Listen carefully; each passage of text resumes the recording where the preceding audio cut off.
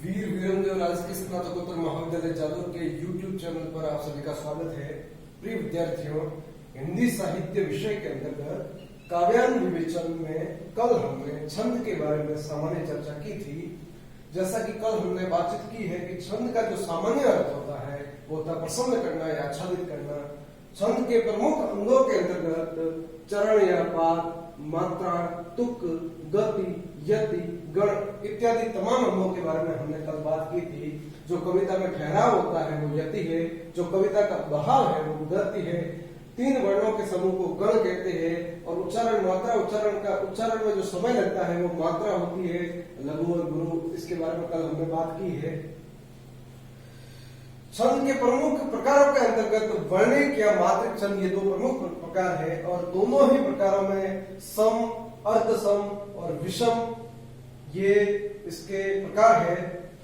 कल हमने दोहा और सोरठा छंदों के बारे में बातचीत की है। इन छंदों के लक्षण और उदाहरण को हमने समझा है। दोहा और सोरठा अर्धसम मात्रिक छंद है। आज हम पढ़ेंगे चौपाई छंद।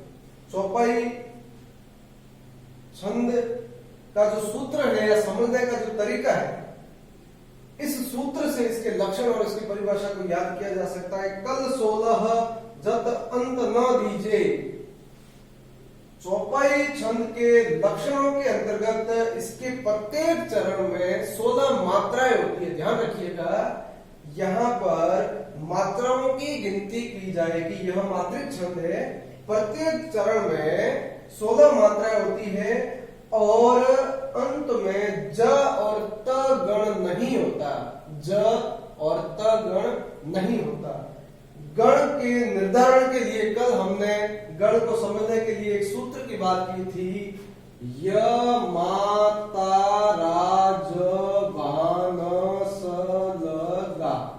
य माता राज बान सलगा। ये ल और गा क्रमश लघु और गुरु के संकेत है। और ये आगे का जो आपको सूत्र दिख रहा है, जो वर्ण दिख रहे हैं, ये गण है। गण कुल मिलाकर के 8 होते हैं। य म त र ज ग न स। अब यहाँ पर समझने की बात यह है कि चौपाई के प्रत्येक चरण में 16 मात्रा होती है, लेकिन अंत में ज और त गण नहीं होता। अब निर्धारण कैसे किया जाए, ज गण क्या है, त गण क्या है? तो ज गण के लिए ये जैसे कि यह सूत्र है, यहाँ पे ज यहाँ लिखा हुआ है, तो ज के ठीक पीछे के दो जो वर्ण है उसकी गणना करके हम यह अंदाज लगा सकते हैं कि ज गण में कौन से वर्ण होते हैं। जैसे कि यहाँ ज लिखा हुआ तो यहाँ लघु होगा, भा ये गुरु हो गया और न हो गया ये लघु। तो ज गण की जो संरचना होगी वो लघु, गुरु और लघु यह होगी। इस छंद में ज गण नहीं होता, अर्थात अंत में लघु, गुरु, लघु नहीं होगा। और त, ये त है ताराज, ये त यहां से देखेंगे तो ये लघु, त में गुरु, रा में गुरु और ज लघु। तो अंत में न तो यह संरचना होगी ज बा न गुरु लघु गुरु लघु, और न ही गुरु गुरु लघु यह संरचना होगी। यह चौपाई छंद की विशेषता है और यह गण को समझने का सूत्र है। और चरण के अंत में 2 लघु अथवा गुरु होंगे। जो ये मात्रा है या तो 2 लघु होगी या गुरु होगी। और इसे समझने के लिए आप इस उदाहरण को देख सकते हैं कि जैसे कि गुनी, तो यहाँ यदि मात्राओं की हम गणना करेंगे तो गु में ये हो जाएगा लघु और नी में भी लघु, तो ये 2 लघु मात्राएं होंगी। ठीक उसी प्रकार से इसको यहाँ अंतिम शब्द को हम देखें तो ये की में गुरु हो जाएगा, निही में गुरु हो जाएगा। तो अंत में या तो 2 लघु या फिर 2 गुरु। ये इस छंद की विशेषता है। इसको उदाहरण के तरीके से हम समझना चाहे तो यह एक उदाहरण है। कंकन किंकिनी नूपुर धूनि सूनि कहत लखन सन राम हृदय गुनी। यह एक कविता की पंक्ति है। अब आप देखिएगा इसके प्रत्येक चरण में 16 मात्राएं कैसे होती है। ये जो शब्द लिखा हुआ है मात्राओं की जब हम गिनती करेंगे तो यहाँ 2, ये एक हो गया, 3, 4, 5, 6, 7, ये 2 हो जाएगी 8, ये 2 हो जाएगी 10, 11 और ये हो जाएगी 12, 13, 14, 15 और ये 16।